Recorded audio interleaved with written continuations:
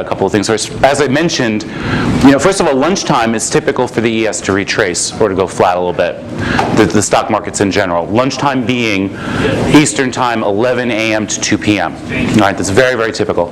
Notice so far, though, if you were holding this trade through lunch, I haven't touched this chart since we broke for lunch. So it's still holding the symmetry. You actually had no reason to exit the trade. This stuff needs updating. Most of this has handled itself automatically. My trade also, all the sim held. Nothing's broken here. Okay, we're still aiming for 93.12. This guy needs updating. See, I was saying let's take out the prior swing low. Where's my pointer? Where's my pointer? You know what? I'm going to walk around in life from now on with a laser pointer. Yeah. So I can just, go, hey, could you bring me that? Yeah, so this, we'll update this in a little while, but we need to get a low to high here, to get a new symmetry res level. And we'd be looking short here, maybe a minus 100 line bounce on the 15-minute. It's lined up for one now, actually. But I want to see where the res is. I've been asked to talk about a couple of other things really quickly first, but I can wait. Thanks. All right, what was I going to say? A lot of people have been asking me about my chat room, so I'll talk about that in a minute or so. I do want to say that Linda has put together a couple of interesting packages, discount packages. You guys know, especially people who work with me, probably been told also, if you don't work with me already as a client, I hate selling stuff. All right, I do not like selling stuff. I am trying to give you all the information I can here and now, so I don't want you to think that I'm trying to upsell you into buying something to get the real story, okay? That's not how it is. We just definitely put together some discounts at Linda's urging that I want to talk to you about. If you are a Fibonacci Trader client, Fibonacci Trader 4, the standard version, I don't know if it applies to you'll have to ask her if it applies to SRV, I'm not sure. Whether you're a current client or you're thinking of renting it as a rental customer, if you prepay for 8 months, you get 4 months free. So basically you get a year. $640. Is that what it was? For the rental. Did you guys talk? Yeah, but is that for SRV also or just for? I don't know. Yeah, it's for everything. No, it would be for one or the other or a different. Anyway, if you want to find out exactly what's included in that, you want to ask Linda. I'm not sure if she was talking about one or the other. Tom, you don't know for sure, do you? What? Never mind. All right. The other discount package, and of course I think Tim had a lot of stuff that was available on based on his workshop, but he probably talked about that. The thing from me is you guys know probably on my website. First of all, there are a lot of free videos on my website. There's a lot of information you can get that way. There is a course though that is not free. And it usually is $618 because that's a nice fib number. And it used to be just one course. It was the Forex online workshop I did in 2006. And I did that with a bunch of people online, and the workshop actually lasted for 2 weeks online. It was 1 week of going over all the theory and then 1 week of live trading. All right, and a lot of the live trading was recorded, but all of the theory stuff was recorded. That was $618, and then because this is how I get over the fact that I don't like selling things. July 2008, I did an online workshop that focused more on index trading and longer term stuff like stocks and whatever. And what I said to the people who bought the Forex course for $618 is you're going to have that too for free. Okay, so now I just put them both together. So you're actually getting the July 2006 workshop and the July 2008 workshop all together. Now sells for $618. So that was, that way I knew everyone wasn't going, well, you're trying to sell me something and I've been your client for a while. But what we're doing here is I also did in January, the end of January, a one-day webinar that was very interesting. Also going over all this work.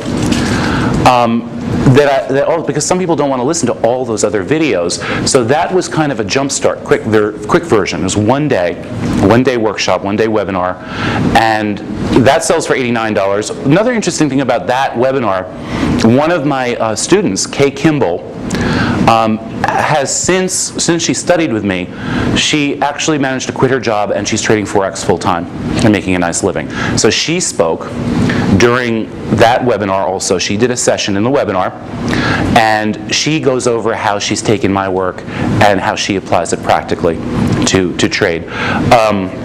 So that's really nice. That's a separate $89 thing. One thing about my chat room, by the way, is that the people who were my clients in the chat room got to come to that for free, and they also got access to the webinar for free. So part of the chat room thing is we have a lot of educational stuff going on that's included.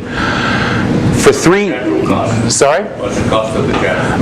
Well, the deal that we're talking about here is for $395. Okay, for $395, you're getting both of those workshops, the long workshops. So that's about 30 hours of instruction if you want to go through all of it. It's the 100-page workbook, lots of trading examples. There was a lot of live trading in it too. A lot of talk about money management, trade management. There is also included is the $89 webinar, and there's 1 month of chat room and daily update service for $395. The chat room usually is $150 a month alone. So the advantage to that is you get the chat room and the daily updates, and you also get all the educational materials that I've created so far.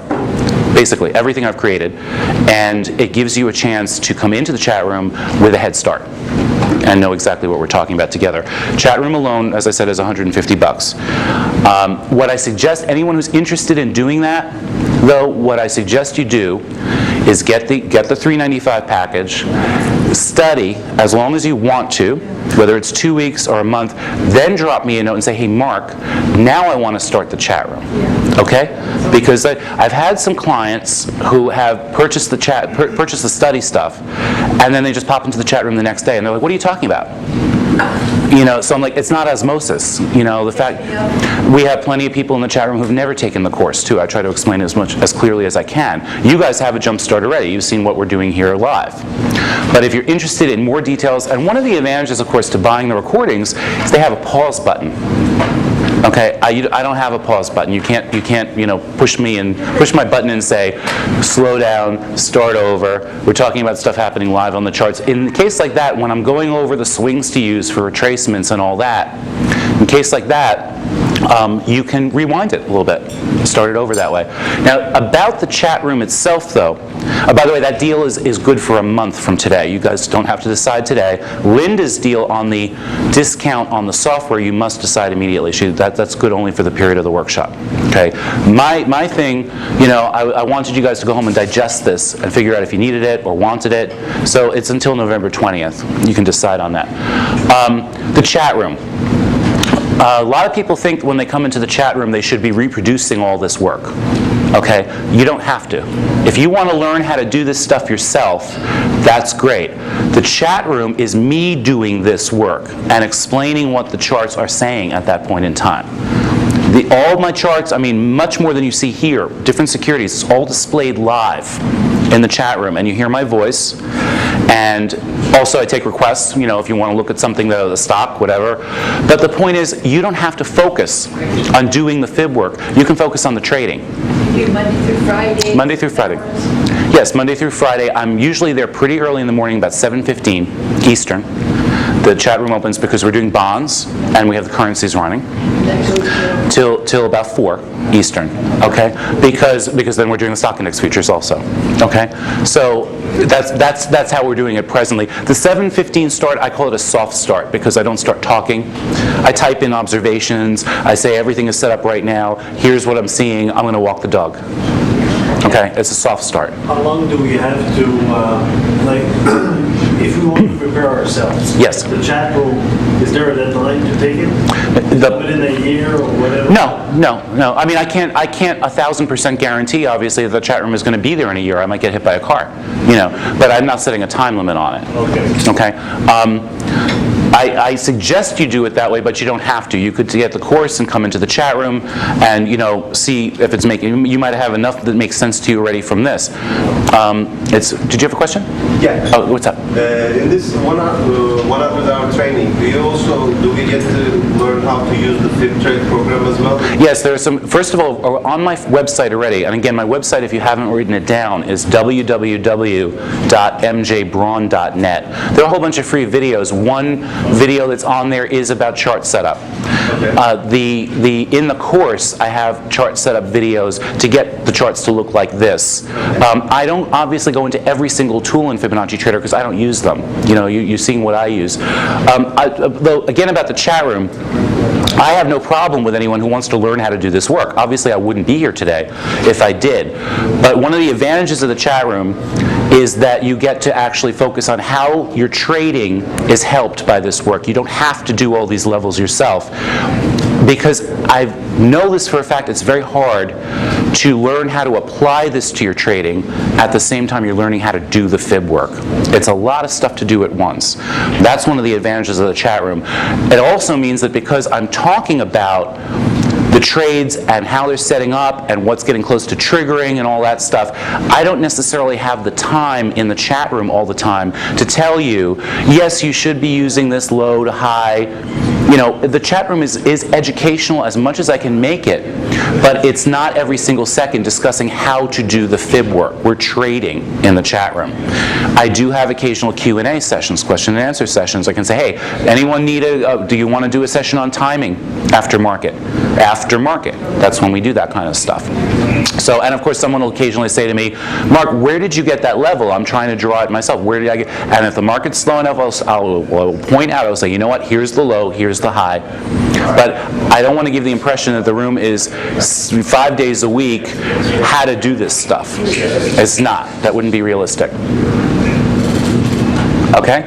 So that's the deal. Now, if you are interested, if you think you're all interested in more of the educational material on this, that package is the best way to go.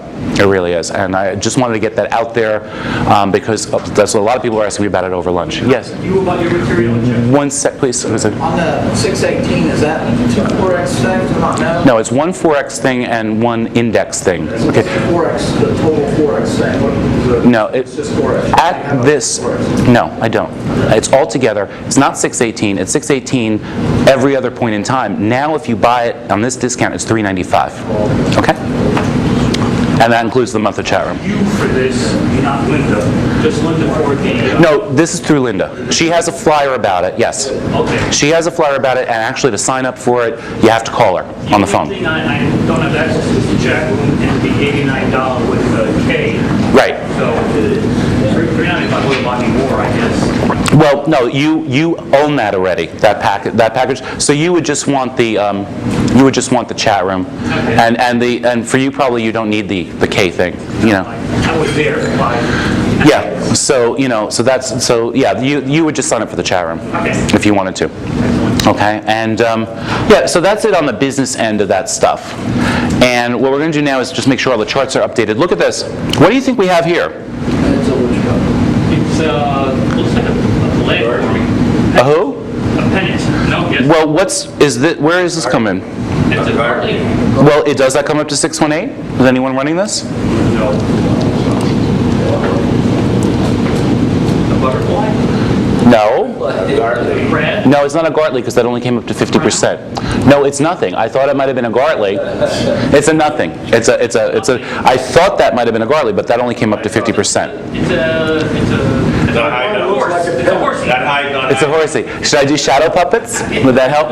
Yeah, actually, we do have a little more support here because if we take this low to high, see, the target here is overlapping the symmetry. Yeah. Okay? It's like mountain, it's just a both sides. Yeah, well, it might break the sim because we're in lunchtime and it might need to retrace. We have a trend day. The definition, one of the definitions of a stock index trend day is basically it does this in the morning, sets up a nice trend and pushes up like this, and then over lunchtime it consolidates. Okay? Consolidates, and it even might pull back. Do I want that one? No, I want a closer 382, 382 of today. This is, remember I told you guys that I knew people that didn't land right, who would go to lunch and they just leave their stop behind the 382? This is one of those days. Okay? So in other words, if you were trying to hold this, is that the one I want? Yeah. Here's our closer 382. We're looking for the possibility that it might pull back to here. It might. I'm seeing over here, though, that now, while we were eating those kind of dry sandwiches, we're in position here for a possible plus 100 line bounce on the higher time frame. So that would have me looking for shorter term long-side triggers, especially if this holds. We don't need to pull down to the 382.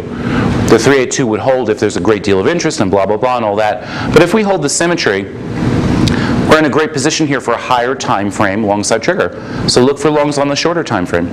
All right, break the sim, start to break down, it would be another story. What we'd want to look at then if we were to start to break down, let me scrunch the chart up. Technical term, scrunch. Okay, this 786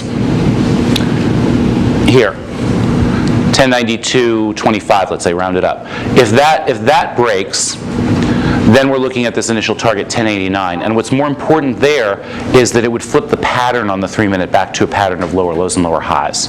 So you would be taking out swing lows before the high. So that's why that's the key level, 1092.25. Those make wonderful sounds too when you go on them. I'm sorry. That's okay. I don't even know why. I get to voice my displeasure though, because I've been told I must. I don't even know why I have it on. Yeah, mine is silent. Watch it ring now. All right, so we have that updated. We can update some of our higher time frame stuff. See, we took out the swing high on the 45-minute chart. Good. You just dropped it. Just dropped mine. You see, all I have to do is stamp my foot and cast a spell. Okay, let's see what's going on with the currencies, and then we'll get into timing. And then the goal later on is for me to go around and see how you guys are doing. All right, like I said, over here, thank you. Over here, I want to make sure the camera was following us. We want to put in a new low to high.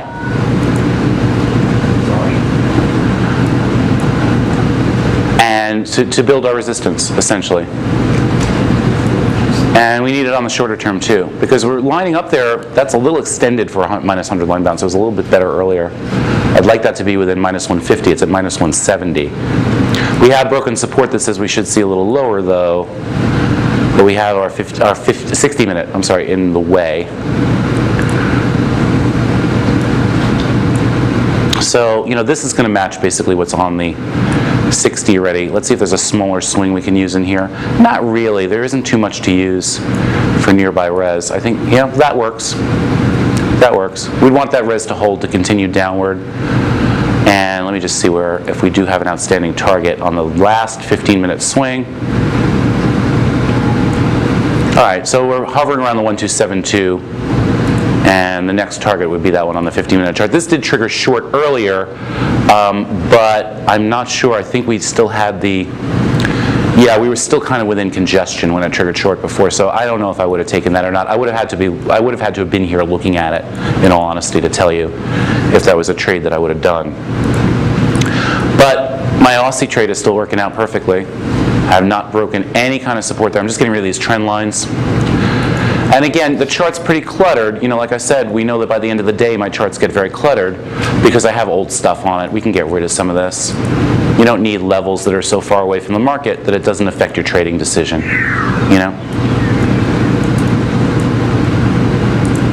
Okay, so, and anyone who's, doing the GBP trade is also very happy. You have a very close by sim break. Still way above the plus 100 lines. Again, this is one I probably would not have taken, but I don't need to be in multiple currencies at once. I'm in the Aussie. Okay, just putting up additional targets here. Okay. Any questions about what's going on on the charts right now? Okay, no. Okay, cool. So let's get away from the price work a little bit. And we'll go into the timing work. And I am very glad that we waited until today to do that, because I think if I had gone over that yesterday, there would have been some exploded heads in here. I don't blame anyone for that. I'm going to start off by using our 15-minute ES chart, just to give some examples. And is there anyone here who has never heard of Fibonacci timing work? Okay. Never. Okay, cool. Fibonacci timing is basically taking the exact same ratios that we're using on the price work and applying them to the pivots on the time axis of the chart. And I can tell you, when I started doing this, it seemed, first of all, it seemed like it was incredibly confusing, and it seemed like it was impossible to do correctly. I'm just trying to see the order I have stuff in here. It was kind of scary, and one of the reasons it was kind of scary is because I really didn't have anyone to show me how to do it. And then it turned out, once I got into it a little bit, it was real easy. It's really easy. Okay, you just have to practice and practice and practice, as with anything else. Yeah, I mean, I purposely didn't number these pages because I thought I might resequence them. No, I'm way before that. Fibonacci timing. Is it a useful tool? Because since the beginning of the training, I heard you talking about the CCI and things like that we were going to see. Never did you mention something about the timing. Yeah, if you go back to the advertisement for this workshop, it specifies I'm talking about the timing. So, and yeah, I mean, we were talking about getting to the timing work. No, but I mean, is it something useful in order? Stage 4. Is it something useful? Yeah, in the trading concept itself. No, it's completely useless. That's why I use it. No, I don't. I mean, yes, it's useful. It's very useful. It tells us when to look for the market reversing, when the market is most likely to reverse.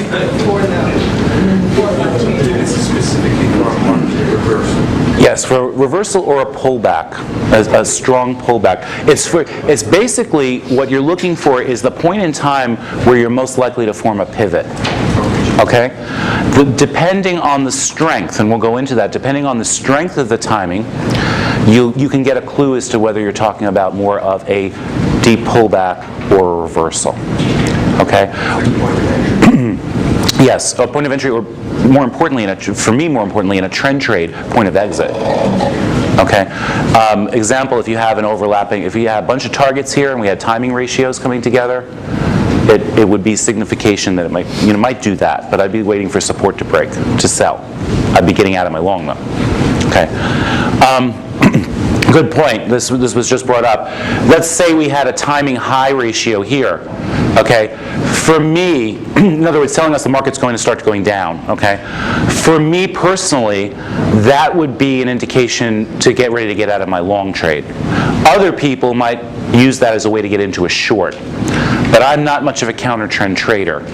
So for me, that would be a price and time target to exit my long and to look for the possibility of short side setting up.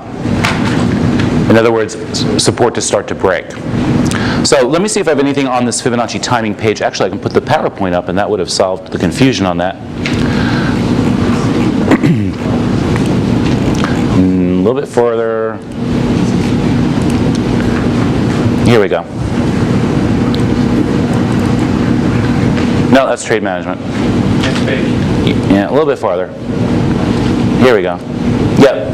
All right, same analysis we've used on the price axis involving symmetry retracements and extensions can also be applied to the time axis on our charts. A confluence of Fibonacci time factors most likely points in time for reversal of a trend. Okay, I'm just seeing if there's something I didn't say already.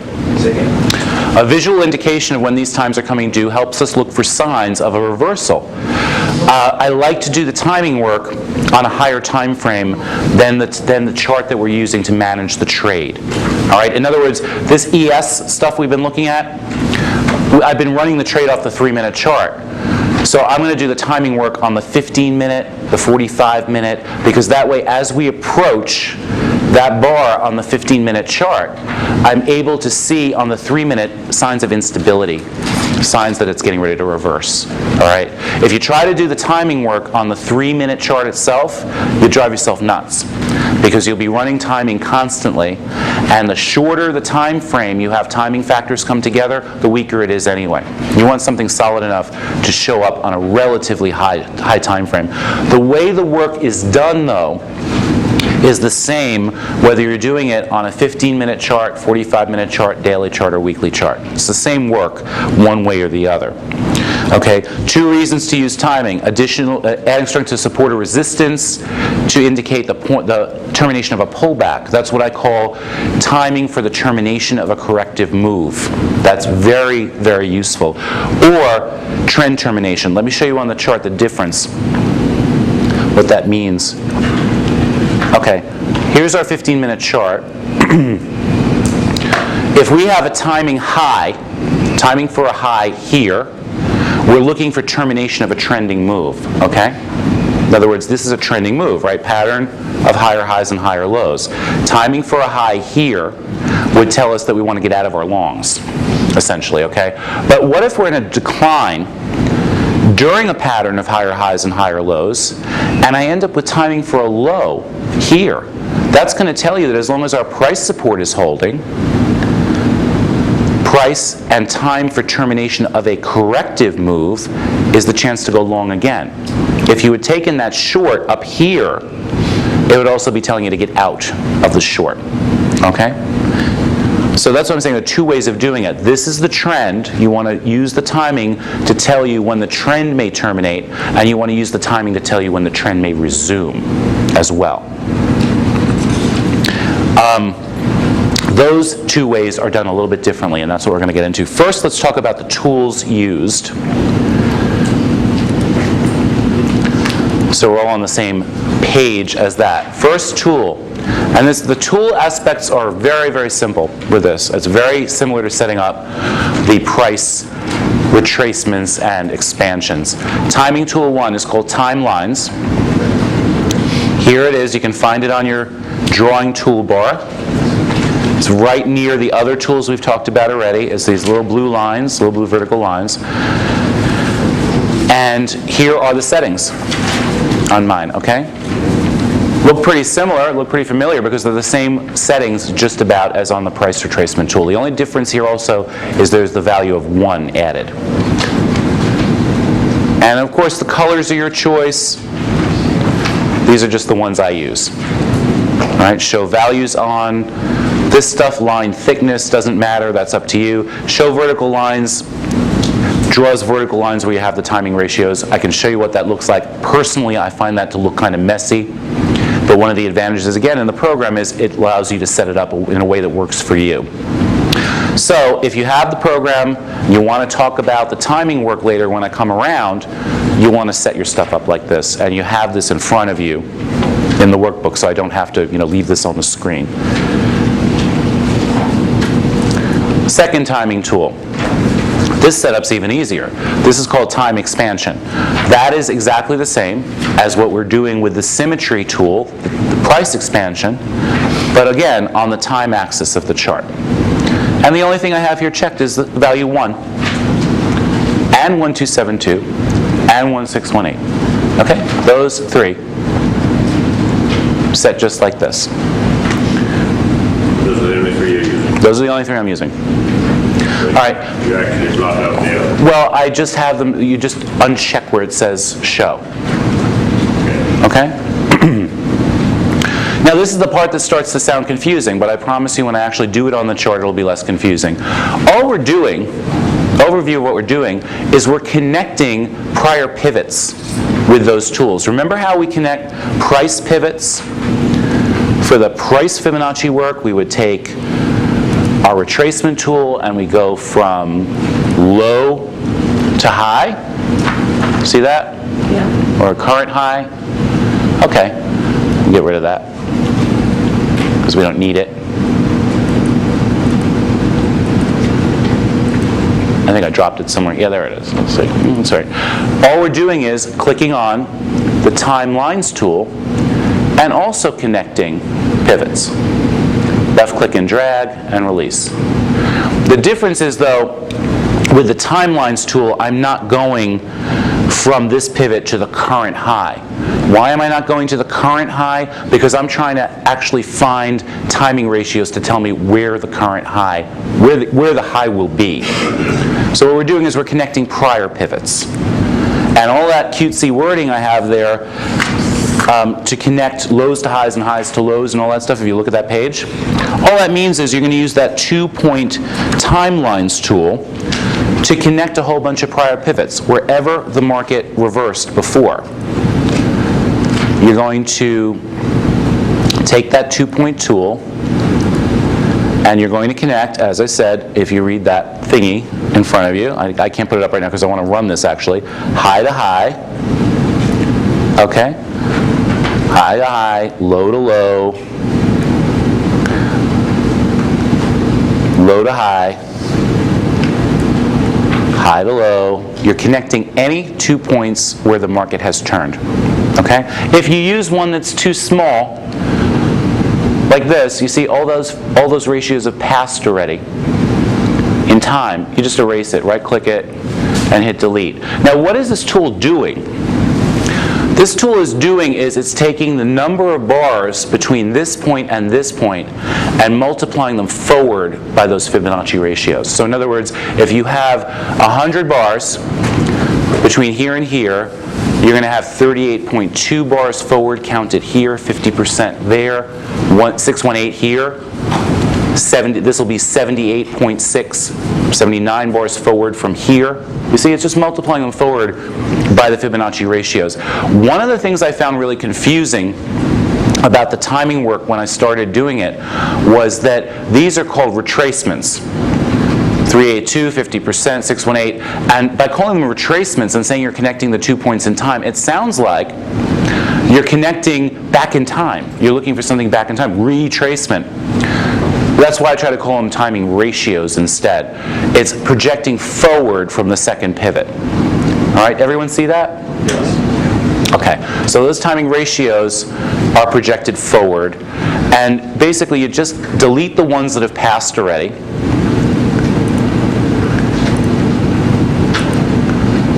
And we're looking for lineups here. Okay, there we go. That's a possibility. We're looking for 2, hopefully 3 places where we have within a bar or 2 of each other, where we have these ratios lining up. The stronger the ratio, the stronger the timing. In other words, just like we had that conversation about which is a confirming factor, which is a really good, strong factor, applies similarly here. I have a list on this page, though. In some cases, well, in timing, 382 and 0.5, 382 is about the same as a 0.5. They're confirming factors. You really want to see 618s, 786s, 100%, 1272s, and 1618s. When you have those together, you have stronger stuff. It could be a combination, though, of a 1618 and a 382 and a 50%. That's, as long as you have one of those major ratios in there, it's a good thing. And you go back as far as you want to. Really, the one thing I got to tell you about the timing, it is impossible to do it wrong, as long as you just make sure you're connecting actual pivots. There's no such thing as doing it incorrectly. You will not always see timing line up. In other words, you will not always see a place where you get those 3 close together. So you're either going to get it or you're not going to get it, is what it amounts to. But you can go back in time as far as you want. And if you connect something that's too small, what's going to happen is, as I said, the ratios will just expire. So it's no big deal. You just delete it. But you can also go back farther and connect a larger swing. What if we go here? High to low. Okay, see, this is projecting into, at least we have a confirming factor, 12 o'clock later in the week, or next week even. So that's, in other words, the larger the swing you use, the more it's going to project into the future. So, Understand the method? I'm sorry? I understand the method, but I don't understand how to read it. Well, we're not there yet. Oh. Okay, I just want to make sure you're clear on the tool usage and what each tool is doing. Now, in a case like this market, we would be looking for timing for a high, because the market is rallying, at least on this time frame. We're looking for timing for a high. These things, these timeline tools, where you're connecting 2 points, give you a place if you have, like I said, a few of these lined up within a bar or 2 of each other, give you a time when you might get a pivot, but it doesn't place emphasis on a pivot high. It just says the market should pivot. Let's see if any of these actually are giving us any kind of feedback at this point. 11:45, 12, and 12:30. So we would focus on 12 here. And actually, the current high was made 1 bar before that. Okay? Maybe a little stronger later, 4:15. No. I'm looking for 3 of these to be close to each other. If you have one at 10:15 and one at 10:30 and one at 10:45, you put the focus on the 10:30. Okay, that's how it works. And I'm not seeing much lining up here, but we're not done yet. Timing for a high, the directionality is determined by the second tool, the time expansion tool. And what you do with the time expansion tool is just like the price expansion tool. Remember that magic word, from? What we're going to do here, we're not connecting all the pivots. What we're going to do is connect prior rallies, because we are timing for a high. So we're going to take a prior swing low to that high and project from the new swing low, the current rally. Why? What are we doing here? What we're doing here is saying, how long did this rally last? Number of bars. How long did this rally last projected forward from the start of the current rally? 100%, 1272, and 1618. Okay? The time expansion tool, you're only going to go in the direction of the current move. If you're timing for a high, you're taking prior rallies and projecting from the start of the current rally. Okay, and you learn to eyeball these after a while and know which ones. This one obviously is going to be casting sometime into the future. So you go back here and you look, basically every rally in this big rally you can use as fuel for this. And you can move these around pretty easily. You just change back to an arrow and drag them. See how they line up.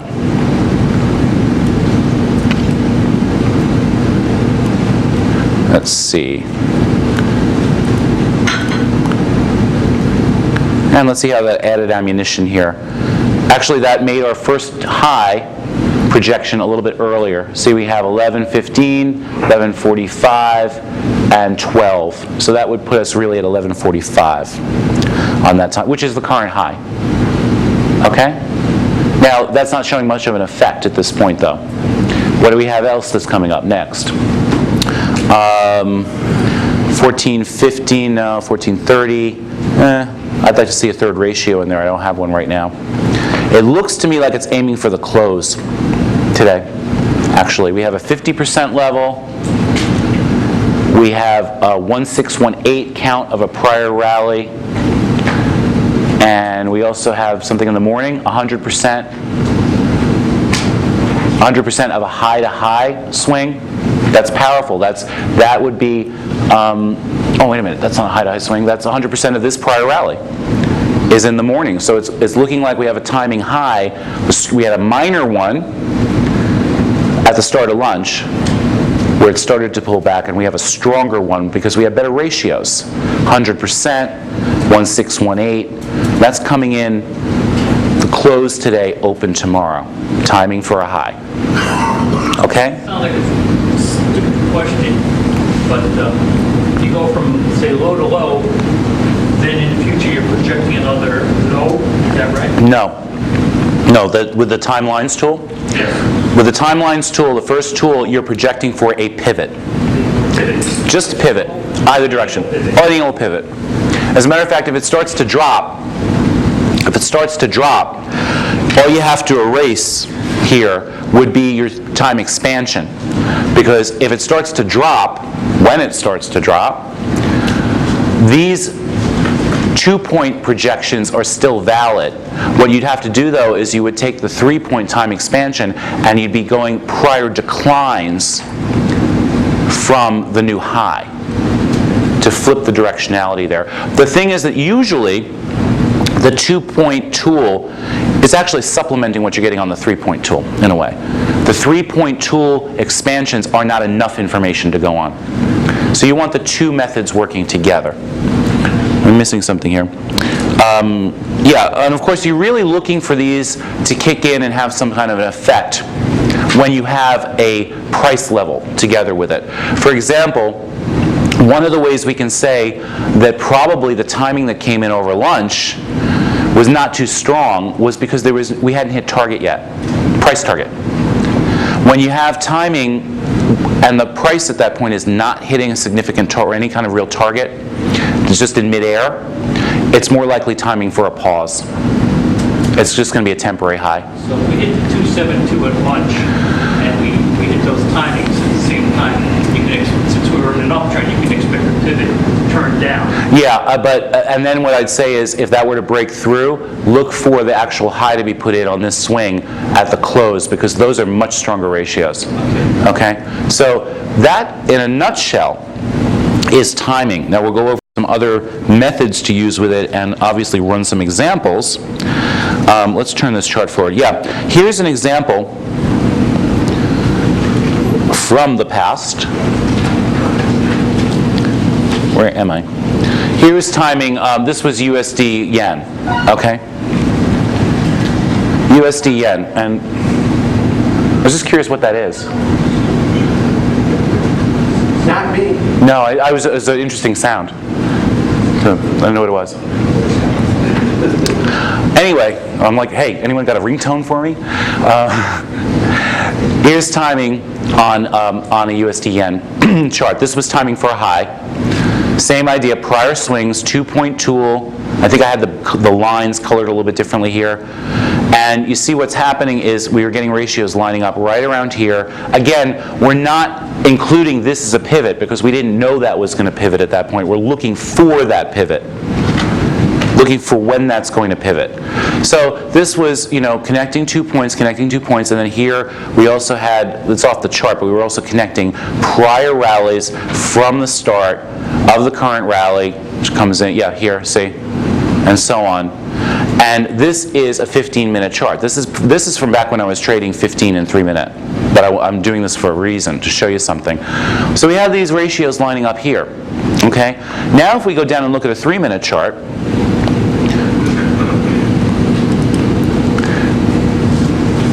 look at the CCI on my 3-minute chart. Divergence. When you're approaching timing, a timing zone, you really want to look for signs that the brakes are being put on. That doesn't belong to anyone? Well, if it doesn't belong to anyone, we can throw it out. You want to look for any kind of sign that the brakes are being put on, and in this case, that's divergence. See? Higher highs in price, lower lows in our indicator, CCI.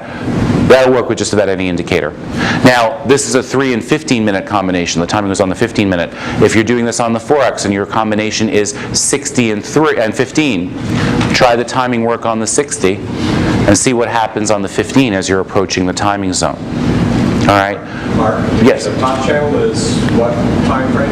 And the bottom one is? Oh, these are both, this is a 50 CCI and this is 14 and 6. I just had them separated, yeah. That's a 3-minute chart though, correct? That's a 3-minute chart, yeah. Yeah, but the point being that, a lot of the times you see divergences on your indicators and you're like, should I take this seriously or not? And one of the good things about the timing work is that it tells you when to take a divergence seriously. So, Yes. you never can even make the question. Okay, then wait. I'll wait. CCI on bottom? 50 CCI. 50, okay. Yeah. I'll wait. Yeah. How did that come out? Did that print properly? Yeah, it's hard to see, but it's small print. Did it have that chart in my book? Yeah. Okay. Mark, a question. Yes. As far as the time extension and expansion, you give them equal weight, or one is more important than the other? Okay, well, if you only get the 2-point tool to show you ratios, it's not nearly as strong as if you can get the 3-point tool. Is that what you mean? In other words, the expansion versus the timing ratios from... it really is a heck of a lot better if the 3-point tool is giving you an overlap there too. 3-point? 3-point tool is the expansion tool. Oh, 3-point. 3-point, yeah, three pivots you're using. Yeah, so yeah, that's what you want to see at a point like that. It may work with only the timelines, only the timeline tool showing up. But it's a heck of a lot better if you're actually getting timing from a prior, from a prior move in the same direction. Do you have some statistics on that? Or? No, I don't. No, I don't. That's anecdotal. That's observation. And I suggest that you try it and get your own observations going on it. It's become so second nature to me that when I see only a bunch of weak ratios from the timelines tool, there's no timing. Because it's kind of like I'd rather you try it yourself and see. To be obvious. Yeah, that's the whole thing about the timing. It's either going to jump out at you or it's not. Okay? But it doesn't mean that they all have to be in the same bar. You don't have to have those ratios line up all in the same bar. They can be spread out by as many as 3 bars. Like I said, a 15-minute chart can be 10:15, 10:30, 10:45. You put the focus on the 10:30. You learn nuances after a while, like let's say 10:15 is a 0.382 and 10:30 is a 50%, and 1272 comes in at 10:45. Then you know to kind of slant it towards the 10:45 is the important one. Okay, so it kind of leans in that direction. What else do I have here as an example? Well, there is one kind of timing that's a lot simpler to do. And if you guys remember when I said the other day, if you take nothing else from here, take the symmetry work, the expansions. Well, I'm going to show you if the whole timing thing seems overwhelming or you just want to get your feet wet in it, there is one type of timing projection that is very, very simple to do. It doesn't show up too often on the chart, but when it does show up, it is very powerful. And that is called a time price square. A time price square is when you're getting the same ratio in time and price from the same swing coming together. Let me show you what that means. I can show you that on a daily chart, for example, because that's why I was so curious about what would happen with this ES. I think I just drew that line accidentally there, and I don't know how to get rid of it. Carlos, oh, he's on the road. But no, he's back home.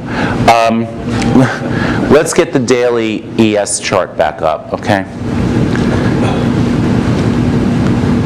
Or the S&P cash, it doesn't matter.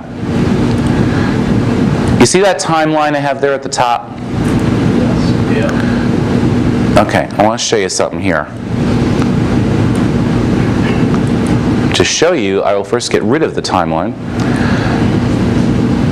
Now, how would we get price targets for this swing? How do we get the price targets? Price targets. Retracement tool from the prior high to the low. All right. Expansion that we there. No, that's it, yeah. And we're breaking through that 1272 that held on Thursday, okay? Now, what if we take our 2-point timeline tool, the timelines tool, I'm calling it 2-point because it connects 2 points, and we just take the exact same high to low and connect those.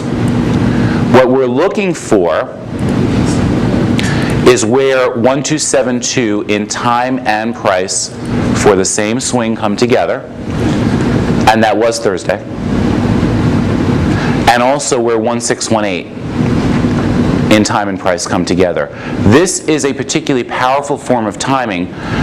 The fact that we're actually breaking without much of a pullback, that we're breaking this target, is an indication that the market probably has a great deal more upside. But usually, this would hold and give you a substantial downside potential from that. But what I'm saying is you don't have to do all those other pivots. If you see a square, it's a square because you can actually draw a square here. And it's a square because it's 1272 times 1272. 1618 times 1618. Same high to low. Same high to low. If you do no other timing because you want to ease into it or you don't want to ever do it, just do this one. Current swing. Same thing over here. We can do that. Mark, Yes? I'm just curious, Gene, is that CCI 127 also? I don't understand. Here? Yeah, what's the value of the CCI? Is that also one? I don't have the value turned on, so I can't read it. I don't know. I don't. It'd be interesting if all three of them. Yeah, it would be, wouldn't it? That would be interesting. Yeah. Well, we can turn it on a little later and see. It's daily. It's not going to change that fast. What if we went here? Okay, let's look at our GBP trade. maybe on the 60-minute chart. And we would have to go on this one, timelines tool, high to low. What we're getting here, it would not be a square unless we're dealing with the targets at this point in time. Come on, move. There we go. Yeah, this mouse and projector don't get along. Here, 2200 hours GMT tomorrow.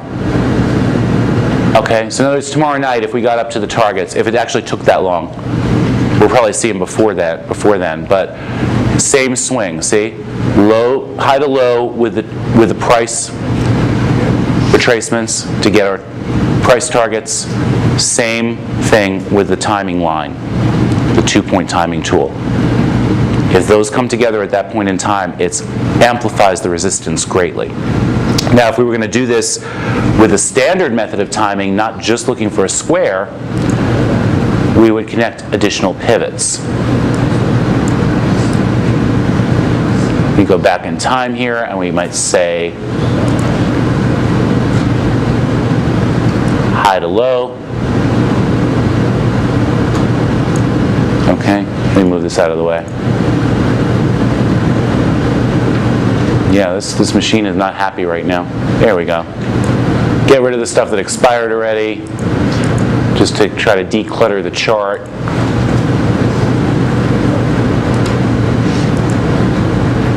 Okay, and let's see if there's something else here we want to work with.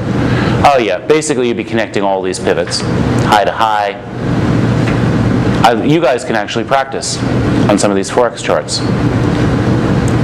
And you would take prior rallies with the 3-point tool. Even here, low to high from low to high from low, and see where you get a confluence. So you use the same points, but you just use a different tool. Right. No. You mean for the timing? Right. So for example, just as how you did the retracement and expansion. Oh, with price. Yes. You use the same points, but you just click on the Exactly. You're just looking for pivots. Yeah, I thought you meant the same points with the 2- and 3-point tool. With the time expansion tool, you're only going in the direction of the current swing. In other words, you're taking prior rallies. Okay. The timeline, the timelines tool, you're connecting all the pivots. High to low to high, low to low. Or so you had to go for the time or low to high. Both. You do all the pivots. That's 4. Yes. 4, but as many times as you see them on the chart. Can you repeat that part again? Which part is that?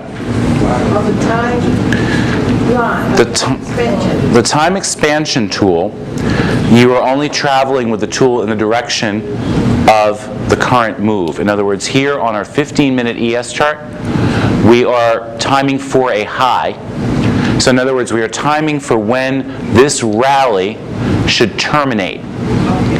Okay? So with the time expansion tool, you're only taking prior rallies and projecting from the start of the current rally. Because what we're doing, really, time expansion is a fancy way of saying count the bars in the prior rally and project from the start of the new rally. If the last rally was 10 bars and price pulled back, and the next rally was 10 bars and price pulled back, you kind of want to know when you're getting to 10 bars again, because the cycle might repeat. That's all the time expansion is doing, plus it's multiplying it also by 1272 and 1618. Okay? So you, In the uptrend, then you would be going from high to low? no. In an uptrend, Low to high? from low to high, you're taking a prior rally and projecting from the start of the next. And you use 2, 3, 4 rallies? As many as you can find. As many as you can find, it doesn't matter. You just want to project it from the start of the current rally. And if it's a downtrend, it's just the opposite? It's the opposite, and we'll run a few of those too. I just wanted to cover the squaring first as well. I think we're getting a signal about changing the tape, and that can be a signal for me to take a little break for a few minutes. Enough as it is, but for those who might want, to even reduce it by another step. Yeah, see inside as a dead We'll just hang on a second here. Okay, let me just pick a chart.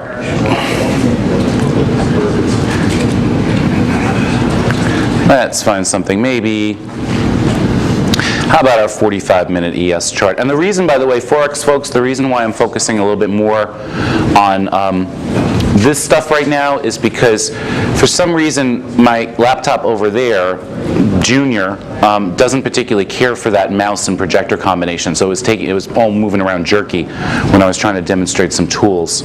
So because they're both plugged in by USB, and I think it's a little bit overkill for that machine. It's an ancient laptop.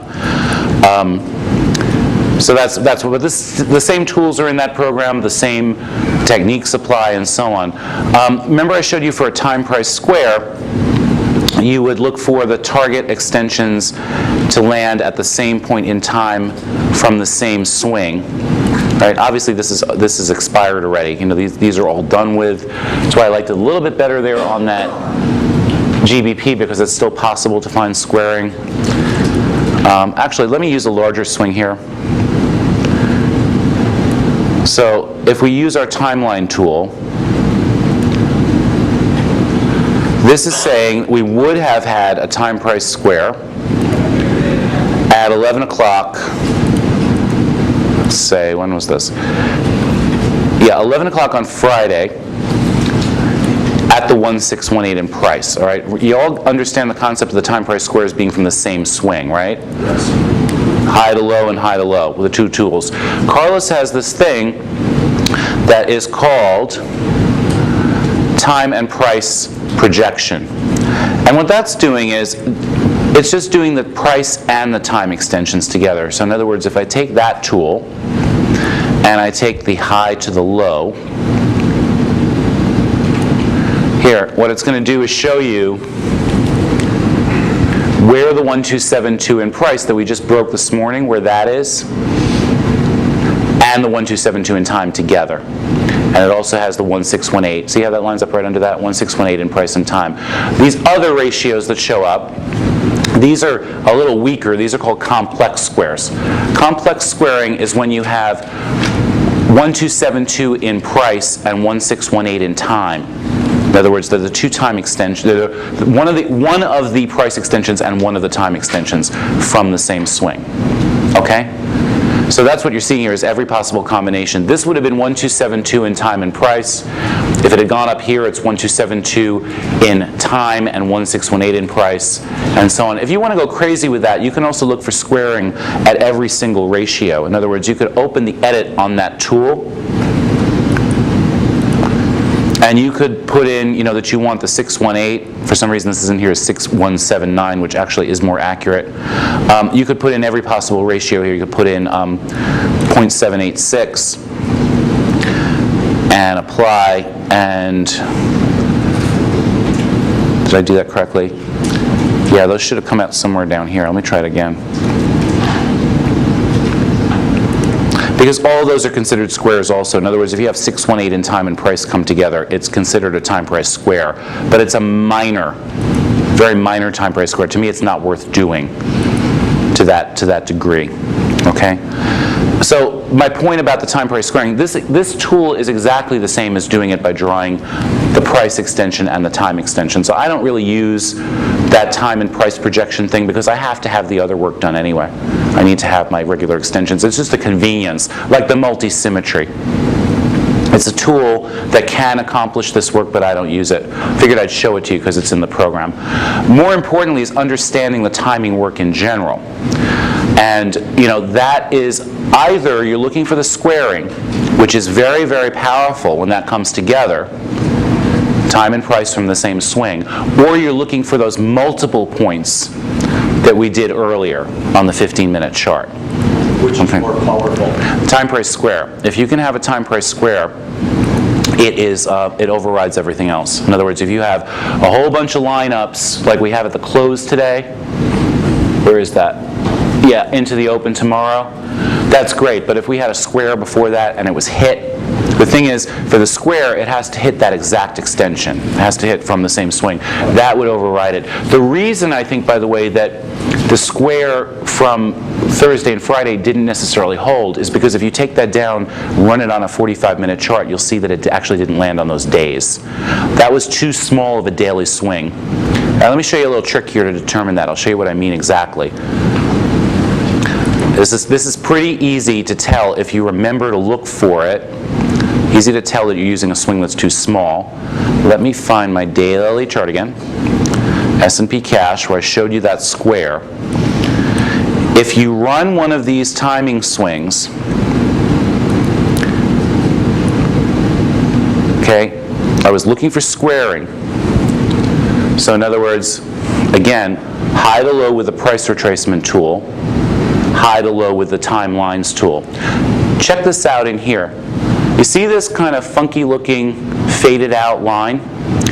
That's because the program is actually putting 618 and 50% on the same bar, on the same day. Whenever you see the program assigning, I don't care if it's a 15-minute chart, 60-minute chart, daily chart, whenever you see the program telling you the same bar or candle has two ratios on it in timing, it means the swing that you're using is too small. The swing that you're using is not appropriate for that time frame, and it's going to give you a readout that's very approximated because it has to average into the solution. It's 1.272 times too few number of bars to get a good projection. Okay, so what do you do in a case like that? Anyone have a guess? Go next higher time frame. Next lower time frame. Yeah, I know what you have the right idea. Yeah. So if you do this line on the 45-minute chart, this is what I was saying, and I have not seen this happen. I haven't seen this happen in probably about 3 or 4 years. You hardly ever see this happen where it's going to average out a daily chart and it doesn't come out correctly. Last week in the chat room I was telling people there may be a square, there may not be a square. It's a very tough call on this one. If you go back to the 45-minute chart, we have the same price extension remaining up there, the 1618. Let me re-add the 1272 target, okay?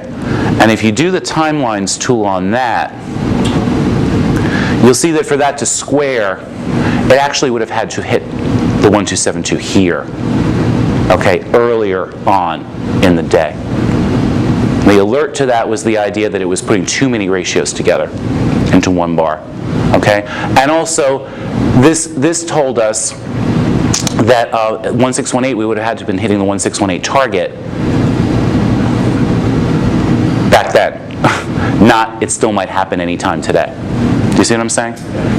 So the alert to that, the heads up to that was the fact that it was scrunching, there's my famous tech term again, scrunching all those readouts together into one bar. And when you see that, just step down to a different time frame. Okay? Let me see what else I have in my notes on timing, and then we'll run some other examples. Yeah, and then I just have a couple of cute Fibonacci Trader things to show you. Yeah, I think we've covered the tech of it. Let's find something in a downtrend if it exists.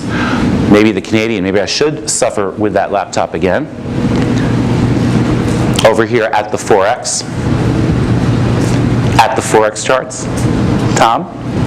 Oh, sorry. Thank you.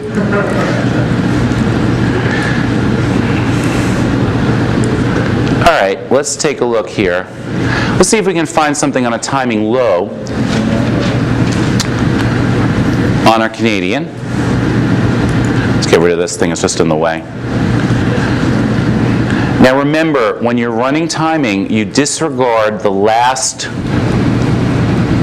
spot on the chart, because if you were to connect, let's say, very, very common mistake people make with this, and one of the only mistakes you can make would be if you took your timelines and said, I'm timing for a low, so I'm going to connect the prior low and this low. Now, if you're timing for a low, you can't tell the program that you already have a low in place. You disregard the current price. You just look at the prior pivots. So we would look at low to high, okay? And again, stuff that I tend to do this as I'm doing each line. I just erase the stuff that has passed already. The reason being that it just makes the chart look so much better, so much messier if you leave all that old data on. And again, this laptop's a little bit locky-uppy. Okay, so here we have one timeline, and then we're going to take another one, and we're going to go, let's say high to low. Let me get the right low there. There we go. All right, and we're going to go high to low here. See, I'm just connecting the pivots. I'm not making any kind of decisions here about which things to connect. I'm just connecting any one that's sticking out in my face. This one landed in a different bar, so you can just grab it and slide it over a little bit. I think you used to be able to.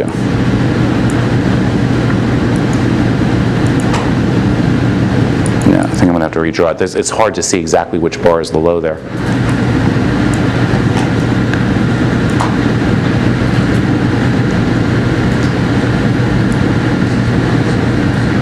See if I can hit it right this time. Yes, there we go.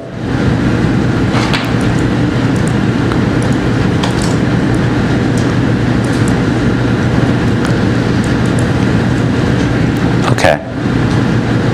So let's see if we have anything lining up by now. Not really, maybe. No, we got 100% in the next bar. Not seeing a lineup yet. So what's the next step? We're going to take our time expansion tool and start looking at prior declines. And I bet this is going to project into the future, which, by the way, will also mean that we don't have to worry about timing right now. That's a good thing when you are looking for, when do I have to worry about getting out of this short? If you don't have any kind of timing low right in front of you, at least you know that's not playing a factor, not playing a role right now. It's not reinforcing your support. Okay? These, actually, I'm just not seeing ratios. A lot of the time, Forex in particular goes into cycles where there's no timing. In other words, the timing ratios are just not lining up, which is fine. The price work stuff still works. What it's telling you is that there are no cycles and rhythms on the timing factors to get in the way, okay? When a timing factor does come together on the Forex, though, you want to know about it. So you should be checking the timing work. But you see, at this point so far on this chart, I don't see any of these guys coming together, close together, these ratios. If it's going to come together, it's going to become very, very obvious to you. I think we just hit our target on the 15-minute. Yes. Oh, almost, not quite. It's still holding the support, though. Yes? A question. As far as the timing, you're using this on minute bars, whatever. Yeah. What about using it on volume? It is impossible. You must not even try. And as a matter of fact, if you do it with Fibonacci Trader, Carlos was smart enough, I didn't even have to remind him to do this, Carlos was smart enough so that if you do it on a volume bar, it comes out with all the readings as 0. Okay? Because there's no rhythm to when a volume chart is going to print another bar. It could be in a second or it could be in an hour. So you can't project forward by that number of bars. Another simple way to do timing, look at what's going on here with our 3-point tool. We do this a lot when we're in a hurry in the chat room, and when the rhythm of the market jumps out is really obvious. Okay, what did we do here to time for a high, to add to our timing? We took this point, the low, to the high, and projected from this low, right? And 100% came out here at 11:15 this morning. 100% would simply mean they're the same number of bars, here to here as here to here, right? Makes sense? Remember I showed you that label tool? That's why the label tool is in there. What if we suddenly started to drop and you kind of spot that there looks like a similar number of bars in prior declines? All you need to do in a case like that is grab your label tool and mark the high and low and high and low and current high, and let's say you're coming down then 6 bars off that, you can go, you know what? Prior decline was 6 bars, we're now in bar number 6. We're not actually in bar number 6, I'm using it as an example. If we want to go the other way, that's actually what we would do right now. Timing for a high in a case like that, take prior rallies. Mark the low, mark the high, mark the low, mark the high. So we have a couple of, we have one that lasted 29 bars, one that lasted 78 bars, and this one coming in at 38 bars. So you know what? This doesn't apply in this case. I don't have a chart in front of me necessarily where it would, but when we have a situation, when we have declines like that, and you don't feel like doing all that stuff with the timelines, you can at least check for the 100% ratios by doing what I just did. Mark the highs and lows of each pivot, and if you see a situation where it's coming up like prior decline 6 bars, next decline 7 bars, next decline 6 bars, that's when you want to know if you're dropping down into bar 6 again, because the rhythm is going to continue. Sorry? All right, any questions about the stuff so far? One of the things I said to someone earlier is the problem sometimes with teaching timing is if it's not coming together. I don't have 100 different timing examples. I'd rather show you on live charts. Okay? If it's not coming together at that moment, it looks like, you know, why are we looking at this stuff? It doesn't make any sense to me. Why are we bothering? Sometimes when you just happen to catch it at the right moment, in the chat room we use it every day, and sooner or later there's something with timing that holds and is valuable to us. Right now, just this minute when I'm deciding to show it to you, there isn't. Okay? But we do know that if we continue rallying, we have timing for a high at the close. So it'll be very interesting on the index market. So it'll be very interesting to see if we rally into the close and then end up holding resistance. Okay? So other than one-on-one work at the moment, any questions? Anything coming to mind you'd like to talk about while we're up here? Is there anything the program doesn't do that you would like it to do? There are some tools that Carlos and I are working together on at this point. We are working on a tool, a more advanced timing tool, actually, that takes a lot of the things that I've learned about timing over the years and helps to automate it. All right, and it's not quite ready yet because what we're actually trying to do is quantify a lot of the stuff that I've written down, a lot of the stuff that I've observed statistically about which ratios are most important in which circumstances. That stuff I can't even really teach you because you have to be able to observe that. I can tell you, for example, a 618 and a 786 together is more important than a 236 and a 382, okay? I can tell you that, but you have to play with that and work with it. What we're trying to do is code all that so that when the most powerful timing stuff is here, it's going to say, expert system mark pops up and says, watch it in this bar, be careful in this bar. And all you'll basically have to do is tell the program, are you timing for termination of a trend or termination of a correction? All right? That's what I said I was going to show you. Really, basically what that's about is that this is a trending move. If you can find timing for a high that's termination of a trending move, you have to flip it around, timing for a low. But the timing thing is what we're focusing on right now. The framework, I have it in this beta. Okay, it's not ready for prime time. We're hoping it will be by the end of the year. System 4.9 now, when it's 5 in the works, 5.0 in the works. I understand it is, but we hope to have this together before version 5. I don't have any detail. I think Carlos is probably taking everything on the to-do list to throw into there. Anything else that the program doesn't do? A few cosmetic things, but that's why it's going to be recoded for version 5. Can't really think of anything else. It doesn't draw thick lines very well. You know, they're kind of thick. That's what I meant by cosmetic. Yeah, that's a cosmetic thing that jumps out at me. Yeah. Well, that's, the program is very versatile as far as how you set indicators. So what can happen, for example, the thick 50 CCI I have here, if when that intersects another line, sometimes it looks broken or dashed, and so on. But that's, and you know what that also depends on a lot, what your video card drivers are. Because it can look enormously different on one of my machines versus the other. So it's a heck of a lot better on NVIDIA, for example, than on ATI. In my experience, but those drivers might have been updated too. So I can't think of anything else along those lines. So how are we doing? Any other questions? Okay. Boy, the room really halved. I didn't realize so many people were leaving so early. I see my questions for your chat room. Okay.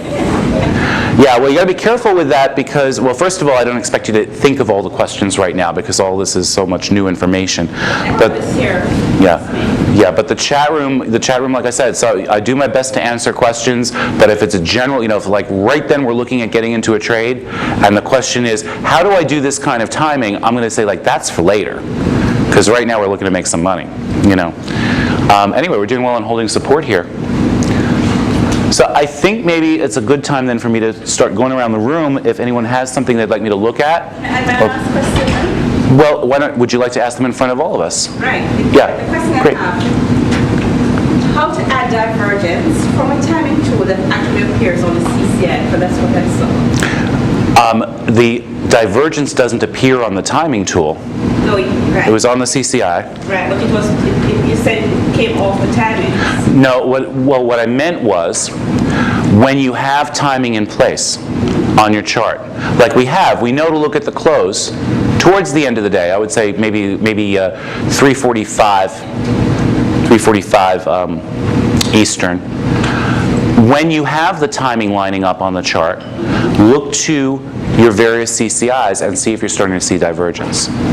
Okay? The higher the time frame the divergence shows up on, the stronger it is. Okay? You hadn't mentioned divergence up until that point. No, because I only look for it when we're in timing. Okay? Because just any indicator will show divergence at different points in time and can keep going and keep going and keep going, or you can get this kind of situation where you can see some divergence and you draw a trend line on it and it breaks above the divergence. All of a sudden it's like, oh, divergence, I thought it was going to go down. I've found that the divergence is the most reliable when it's during timing. There is a way you can automatically draw divergence on a chart and have someone not like that pre-signal. Well, that's here too. The Fibonacci Trader has a divergence indicator. Oh, really? Yeah. But I don't use it because I'm only looking for divergence during the timing, so I don't want it to even tell me during the other times. Thank you. Yeah. If you put the CCI on the chart or stochastic or whatever, I have this set with the indicator names off. They're turned off because it's just, I know what the indicator is. I don't need to see it. Some of them we have, but if you turn the indicator names on, you go into the chart options, turn the indicator names on. If you right-click on the indicator name, it will give you the option to give you an alarm when there's a divergence. Okay? And like I said, I'm not into that because I'm not always looking for it. I'm always only looking in the timing. Yes? Okay, so we're using the timing. So when the timing says we're at the end of a trend or the end of a pullback, Right. That's when you have to look to see if it confirms that there's a divergence. So Yes. go with that Right. direction. Particularly if you are approaching a price target. In other words, the timing is going to be particularly meaningful if we actually make it up to this 1272. If the timing occurs, like we had minor timing for a high right here, okay? But like I said, that was in midair. There was no price target there. Right, so it's more likely to give you a pause or pullback. Then you look for the rally to resume when the timing expires, meaning you are a bar past the timing. That's what happens all the time. There's another point on timing. Let's say you have timing at 11:45 and 12 o'clock and 12:15 bars. The focus timing is 12 then, right? Because you average it together, the focus is at 12.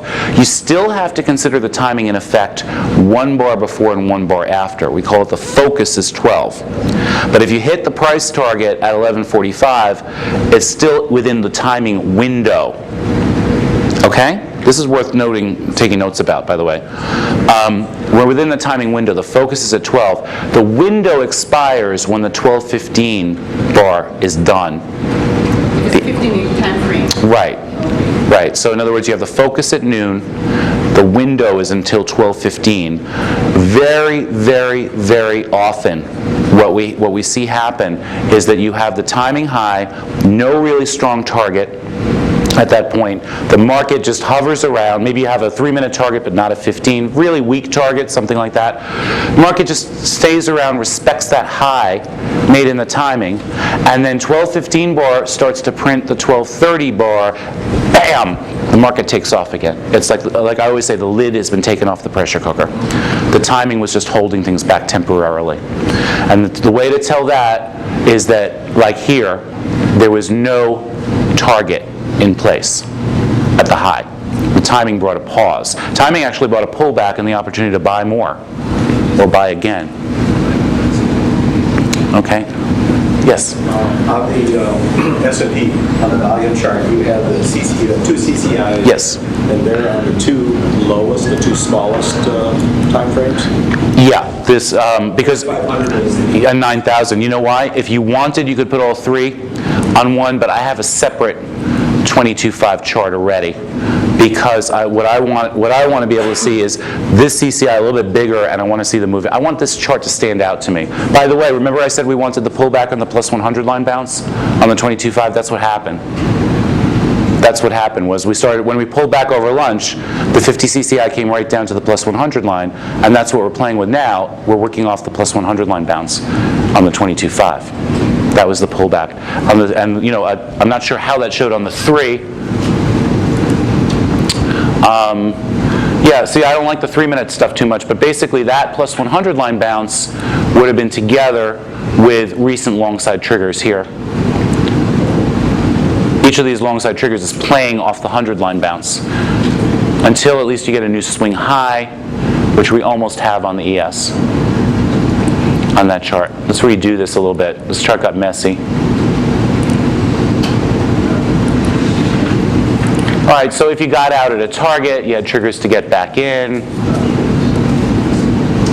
And again, we're going to use our symmetry to trail.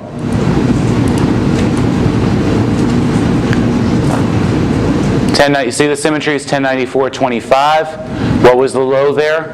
1094 even. So if you're using that one off of this rally and you use the 2-point stop, you actually would have been taken out there, but not before making 2 points. All right, so even on the short term, you're doing okay. On the long term, you're still trying to hold. If you're a longer term trader, you're trying to hold. If that was my initial entry, that would have ended up being 2 points and I would have been out.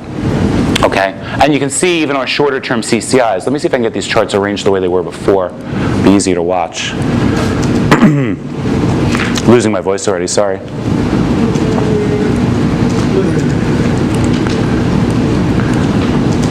Yeah. See, the shorter term triggers are a little raggedy here. So then we'd be back in afterwards if I got stopped out. But again, I'm sure that a lot of people are more interested in what's going on the higher time frame. So the higher time frame, there's absolutely no reason to be out yet. You'd actually be using the 15-minute symmetry for a stop instead of the 3. That's personal taste. Could you blow up the volume chart, please? Sure. I'm just seeing which ones I want open here. That's the 45. Don't need it to be that big.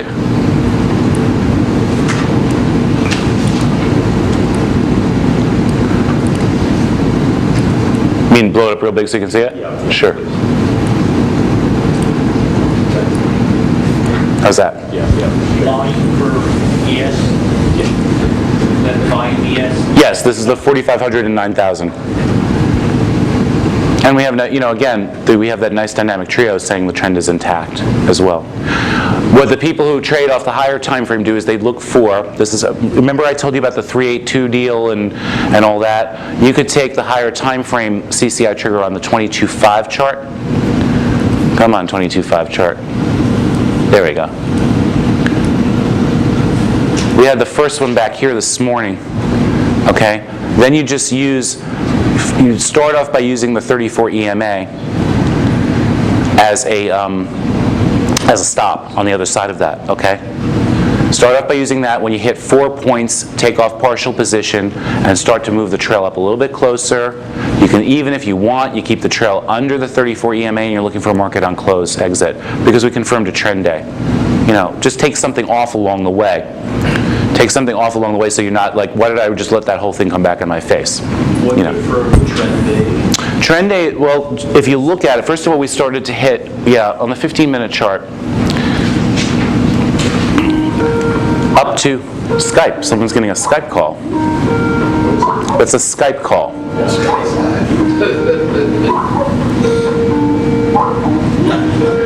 Okay, where's Tim? I need some astrological information about what's going on in the charts today. It's communication day or something. Straight up in the morning, up until lunch, okay? Especially up until 11 a.m. Hitting interim target extensions. You want to see some kind of target met. Only our main extension target hasn't been hit yet. We had other extension targets that have been hit. You want to keep making targets on the way up during the morning. In other words, I don't know why I'm craning my neck to look up at that screen because I could just do it this way. Could you just maybe look at the 50 CCI and say, oh yes, now? No. As long as it stays above here, it's a trend day, or? Well, yeah, you could. You could say as long as it stays above 100 on the 22.5, but you don't always see it stay that far, stay perfectly giving you 100-line bounces. Price action really is more of a trend day thing. By 11 a.m. Eastern, you want to make some kind of 15-minute target. Okay, we blew through these actually. You basically want to see it keep going from there until around noon. Okay? Between 11 a.m. and noon, it can start to pull back. Okay? And then over lunch, you're looking for this kind of action and then expecting the likelihood that it's going to keep rallying in the afternoon, and that's what we had. Yes, Richard? What's your process of determination of the number of volume on different instruments?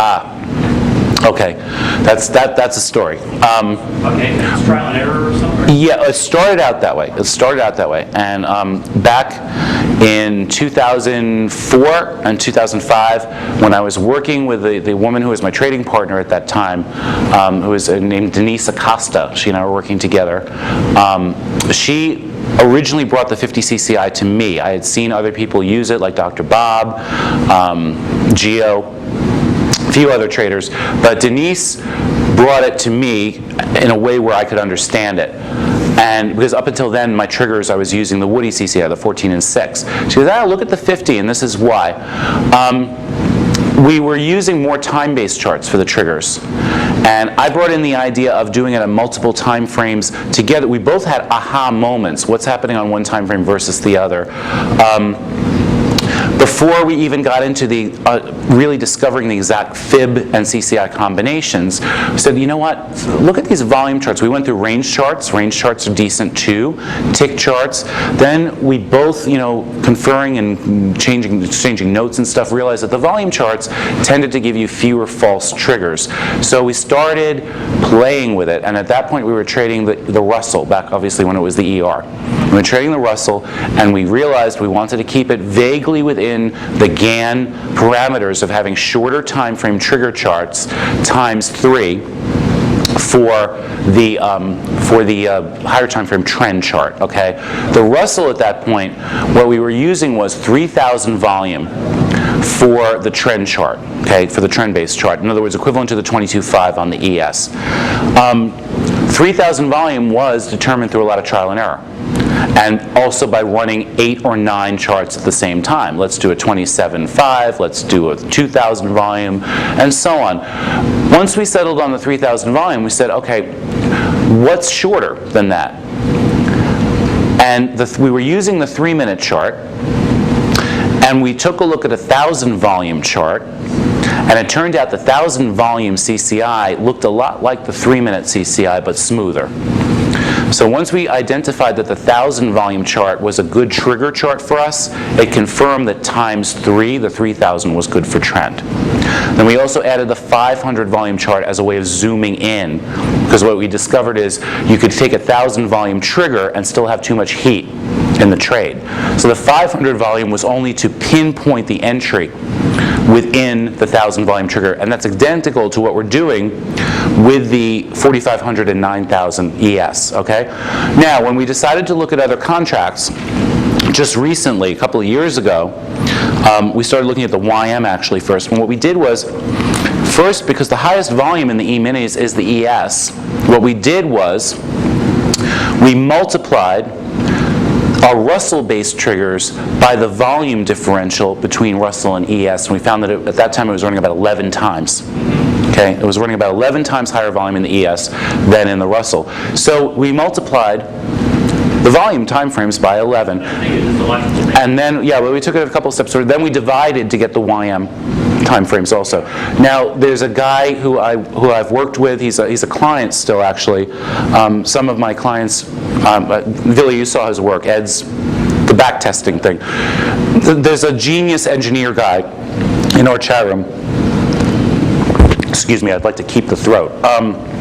He has some software that can do much, much more advanced backtesting stuff than you can do in TradeStation or anything else. I mean, it's just incredible stuff, but you have to be a high-level engineer kind of person to do it.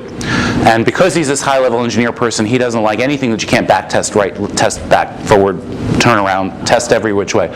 So what he did was he programmed his system to use the numbers that we came up with for the trigger volume figures and to then run all kinds of variables on either side of it. And he programmed in our 4 CCI triggers. Without the fib work, see, that's the problem with back testing some of this stuff is you can't factor in, hey, I wouldn't take that trigger because it's right into support or resistance. So what he had to do was code the test just for a standard stop and a standard minimum target. Okay, just to run a mechanical test, and they were profitable over 2 years of ES data. It was quite nicely profitable, but there was a big difference between certain volume settings. You know, and he took out of what do they call it? Out of context samples, out of context? Yeah. I thought there's an out of sample. Thank you. Yeah, I was going to say out of context samples, but that's out of sample. He, in other words, mixed up the data so it wasn't just a fluke. It wasn't optimized for that straight 2 years. He knows what he's doing with it, and he said, "Hey, Mark, look at this combination. This one really works the best over a period of time." Okay. Now we're thinking about modifying it a little bit, like I said, because we're noticing that if we extend the volume data a little bit, make them a little bit higher on the ES, 6,600 instead of 4,500, 13,000 instead of 9,000. Another guy's really good with the CCI triggers in the chat room started showing us some charts last week. He's running them side by side. And it's not just like the index is the highest volume and everything else is a fraction of that. No, it's close to that. Optimize it for with the back testing. Yeah, well, that was nice to have. I don't think it was essential. But it was nice, and it did cause me to modify what I was doing a little bit as far as the time frames. A lot of it is a matter of like what we did with the first Russell thing was just about looking at it and looking at it and looking at it. And because it's volume charts, it makes sense to reevaluate that at times. You know. Yeah, because it's seasonality. It's seasonality, and also the case like everyone keeps coming up to me and saying, when are you going to start trading the Russell again? Well, I like my volume chart triggers. The Russell changed exchanges, and it's just gradually picking up volume. So I don't want to optimize my trigger. That'll be curve fitting. You know what curve fitting is, everyone, right? Okay. Yeah, you change it so it fits your model. Yeah, it fits the data you have. So if I optimized my Russell triggers too soon, it would be great for the limited amount of time it's been on over in the other exchange. But if volume's picking up, the moment I optimize it, it's going to be irrelevant because it's changing too rapidly. So I'm waiting for it to hit a certain decreased rate of change. How often do you evaluate your... Every few months. Maybe about once a quarter? Yes, once a quarter would be good. Yeah, think of it, as you said, it's seasonal, too. Yes? In your handout book, you have 2 bond charts. What are the indicators you have below? The bond charts. Oh, Emily. Is it later on here? Yes, towards the end. Okay, yeah, I did want to talk about a couple of Fibonacci Trader That's Don Hunson's template. Work. I have it running on here, and I have it, yeah.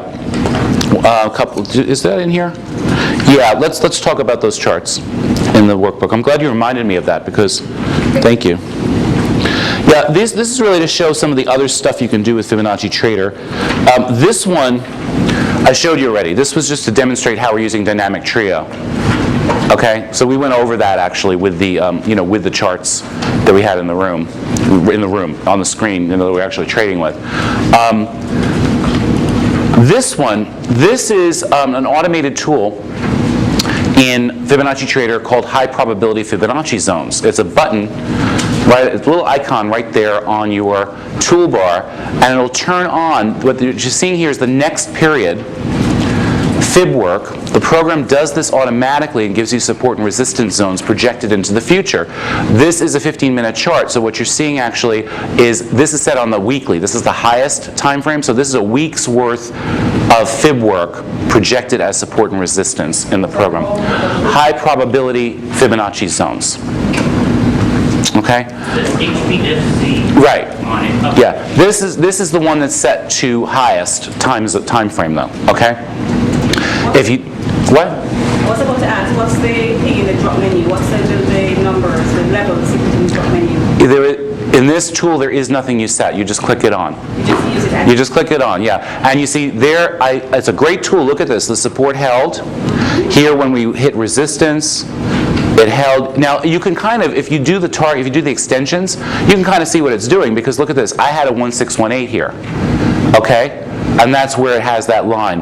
Here, also, this would have been 1272, okay? And that was there before the market got there. Yes, just like mine is, the manual thing. I think if you want to use this, it's great, but I would prefer that you at least start out doing the work manually. I'll give you an example.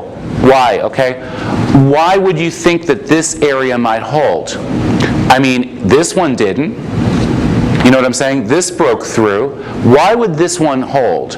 Well, I'll tell you, if I were looking at this, I could see this is also a Gartley. That's the 1272 and 1618 in the Gartley. Now, doesn't that help me to have more confidence that that's going to hold if I see a recognizable Fibonacci pattern in there? So it's great that it's projecting the support, but it doesn't pop up with something on the screen and go, hey, a Gartley, and momentum stuff to tell you it's going to hold. I think it's good if you if you get used to doing the work manually, and if you want to use this kind of tool, add it later on if you want. Good idea. By the way, if you haven't spent a lot of time looking on the Fibonacci Trader website, you should go to the website. All the indicators are listed there, and it'll tell you what they do, but there's also the journals. There are 15 PDFs, free journals written by Robert Krause and other people who are working with him. The people who actually created a lot of the tools in Fibonacci Trader explains why they were created, what they're supposed to do, and how to use them. So I suggest you go to the website. It's like a 15-chapter book, essentially, on tools that only this program has. So you might as well take advantage of that. It's free. Why is one line pink and the other one boxy? There's a journal on the Fibonacci. I don't know, because I don't use this. You know, I looked at it, I said it's great, but I was already doing my manual work, and I'm so attached to that, and it does so much more for me. Like, why is there not a line up here, okay? Yeah. Whereas I can see that's a 1272. So maybe if I used a shorter time frame version of this, it would do it, but I'm not sure. There's a lot of tools like that in the program. Remember we were talking about drawing on the retracement tool yesterday's low to high and leaving it there, and that's because a lot of people want to use it like a pivot. Remember you were saying that too? So yesterday's pivots. There's a thing called Fibonacci pivots.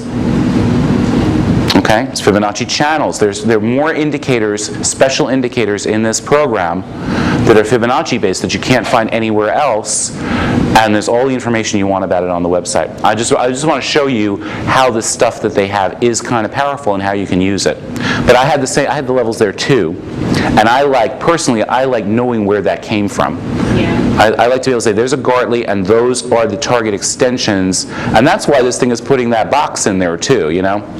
So, and the next chart is a bond chart. Oh yeah, and that's also about confirming a double top. Yeah, this is a bond chart. This is, there's a guy in my chat room, Don Huntsman, who uses all my fib work, but he developed his own triggering methodology. He uses the CCI, but he also uses some of the other things in Fibonacci Trader. He uses the echo, you know, the Blau ergodic candlestick oscillator, and he uses the Bowles stochastic. And Carlos, a lot of people joined him in trading his method. He wrote, what is it now, 200 page, is it 200 pages? 200-page book. Yeah, it's a 200-page book on how to trade a system. Now, a lot of that is how to set up the charts, too.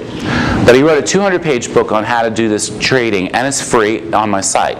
He was nice enough to donate all this effort. Why did he do that? Well, one of the reasons I got into teaching this stuff in the first place, too, is because you find that when you teach it, it clarifies it in your own mind. Okay? It's, you know, you by being forced to relate it, it's like the third, you know, medical school, when they say you watch one, do one, teach one. You know, or however that's phrased. Same thing. When I started talking to people about, yes, this is why I took that trade, I'm like, yeah, that's why I took the trade. So that's why Don did that. He wrote this 200-page book.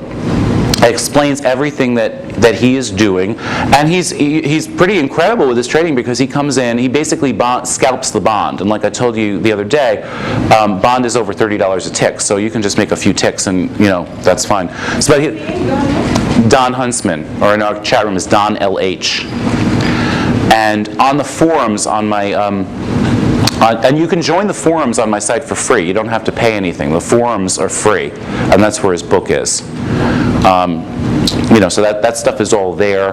But again, it's a different use of the tools, and it's a different application, and it's together, a different application of indicators, but it's together with the fib work. He will not take a trade, for example, if I say, I pop up in the room at 7:15, I said, it would be a mistake to think long right now because we're at time and price high for reversal back to downside. Don will be like, I'm not looking at the longs, so that's part of what he's doing. Another aspect of this chart I just want to demonstrate goes into the category of stupid fib tricks that I mentioned. Call them like stupid pet tricks from Letterman. It's just little things you can do with fib. You see this potential double top here? Why am I calling it a potential double top? Why am I calling it a potential double top instead of a double top? The trend is not broken. Well, yeah, exactly. The really standard technical analysis rule on a double top is that you have to take out the intervening swing low to confirm. You have to have an actual M. You have to take out that swing low to confirm that it's double top. So what if you did this? What if you didn't want to wait that long? Well, you can go down to a tighter time frame,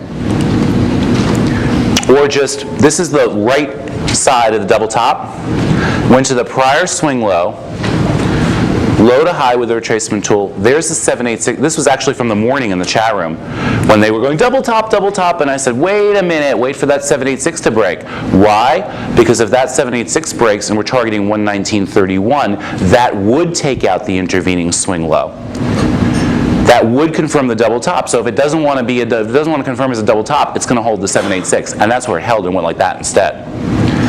So you can get confirmation that that intervening swing low in a double top is probably going to break sooner than actually waiting for it to break by putting the 786 in the right spot, which would be 786 from that low to the high, right? Yeah, let me just confirm. I think that was actually 120.05.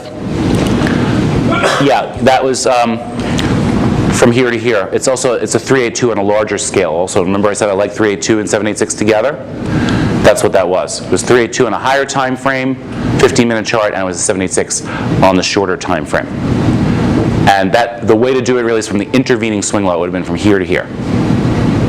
In other words, here to here, if that broke the 786, you're targeting below, since it's an extension of that swing. So you can get the heads up that you're going to get a confirmed double top sooner. That also has more moving averages. Yeah, he has three shifted. Well, we don't care. They can read his book. Okay. You know what I'm saying? I mean, we don't remember. What I was getting at is, do you ever look at the triggers which sometimes appear to trigger before the... No, because the only reason I have a couple of Don's charts up in the room is because I can work on them anyway. They have my CCI. I do the fib work on them because a couple of my chat room folks said, hey, would you mind putting that up because I don't have enough monitors to watch your stuff. Because I tried to look at Don's thing, and you know what? Didn't call to my eye. These guys in the chat room are making $1,000 a day with it, some of them. And I couldn't see a single trigger they were talking about. So nicely. Yeah, well, my triggers work too. As a matter of fact, the Don's thing, people seem to forget this in the chat room. Don says that he has all of his triggers prioritized, and he says, but if one of Mark's CCI setups come up, that's the first thing. Forget about everything else and just take that trigger. So it's funny to me because there are people who have been studying with Don, and they'll say, there was no trigger. I'm like, there was a 100-line bounce. What are you talking about? Oh, I forgot. I was looking at Don's triggers. Go back to page 127 in Don's book, and he says, if a Mark trigger is there, don't worry about the rest of the stuff. So, yeah, what else do I have here? Oh, yeah, this is stuff we actually went into slightly. I just want to point this out. Important point. This is the next slide. This is an important spot to look for also when you think the trend is reversing upward. Okay, this is universal. down, down, down, start to bounce, take out the prior swing high, and you're thinking, okay, maybe we're going to be forming an uptrend here. Very important target point is the swing into that potential reversal. In other words, this was high to low, 1272 extension is up here.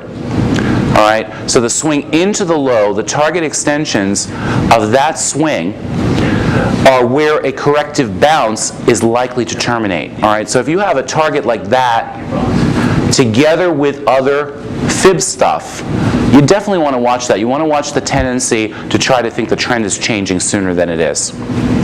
Target from the swing into the low, target from the swing into the high. This is, again, a stupid fib trick because it's a very simple thing that can save your butt. You know, just like the double top. Oh, it's a double top. It's not a double top until the intervening 786 breaks. The trend's not changed until you clear the target extensions of the swing into the trend change. Verify that. This is a very important concept for me. I don't know about anybody else. But I want to be sure I understand what you're saying. Okay. What are you asking me to clarify? Okay. The target, what I'm talking about, the target? Come down to the low. Yeah. And then we go back up to the top, to the retracement top. What you're going to do whenever you have a low and it starts to rally, you're going to take your retracement tool and go from high to low and look for the target extensions to upside. Okay, we get up there to that top. Yes. There. Mm-hmm. Now, thus far, we haven't. Have we seen anything in that one particular move that would lead us to believe that it is not going to continue, or do we have to wait for another downturn there? What I'm saying is I wouldn't assume that you're forming an uptrend. People tend to, very often I see traders have the tendency on any bounce to assume the trend is changing, okay? To assume that a rally is starting. I see this all the time that traders will say, there's the low, I'm going to buy, okay? And what I'm saying is you can help to verify whether or not you are indeed seeing a change of trend by plotting the target into that potential reversal point. And if it's going to continue to the downside in this case, you most likely are going to see one of those targets hold, the 1272 or the 1618. So all this is the target extension of the swing into the low, because if it's a corrective bounce, if it's just a swing upward, the target says it's going to terminate here anyway. Do you need to change the thing? In about 5 minutes. Oh, I thought you held up the 5 already. It's 10 Oh, okay. What time frame was that? This was a daily.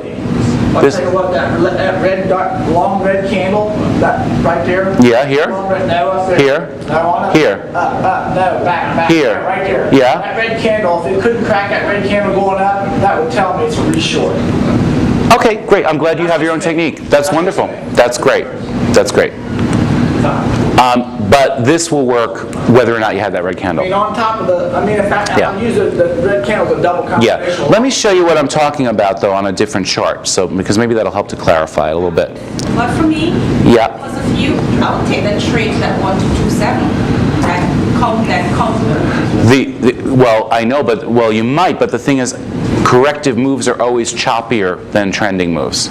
Okay. It may not go there. It might be rough riding. You might take more heat during the trade. It might go like this. But if I look down on your indicator and see that it bounces. Yeah, but you know what? I don't think on that time. I don't think you even had a long side trigger there. Now, yeah, I had a short side trigger at the high, after the high, but you never had a long side trigger here on this time frame anyway.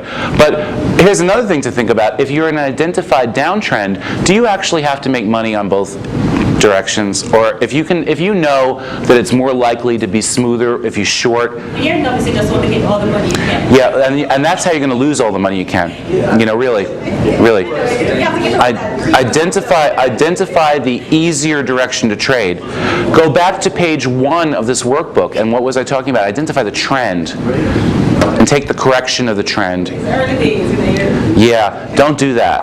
That unless you really want to look back, in 20 years you want to look back and say, wow, I'm sorry I got into trading because that was a waste of a year, And that's all it'll take you is a year to say bye-bye all your money, if you're that lucky. I wasted plenty of time just by getting off the wrong start. So.